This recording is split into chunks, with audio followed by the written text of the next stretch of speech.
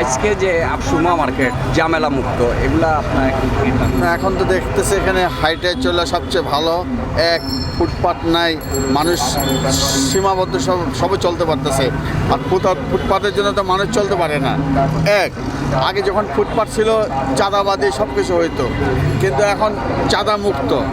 কিন্তু ফুটপাতে উঠে গেলে মানুষের যেখানে এদেরকে দিচ্ছে জায়গা রাখা কাজ করার জন্য, বাজার বিষয়ের জন্য, সেখানে যাক তারা। আর রাস্তাঘাটের পরিবেশ সুন্দর থাকুক, তো জনগণের জন্য ভালো, সবার জন্য ভালো, আমাদের হাঁটা চলা সবচেয়ে ভালো। কত সুন্দর মানুষ আটকে যেত। হ্যাঁ হ্যাঁ, অনেক সুন্দর লাগতেছে, অনেক সুন্দর সুন্দর পরিবেশ লাগতেছে, অনেক পরিবেশ সুন্দর। আর এইরকম চাই দেশ, সুন্দর দেশ চাই। হ্যাঁ, সুন্দর দেশ চাই, চাঁদাবাজি মুক্ত হোক এই দেশটা, আর কিছু না।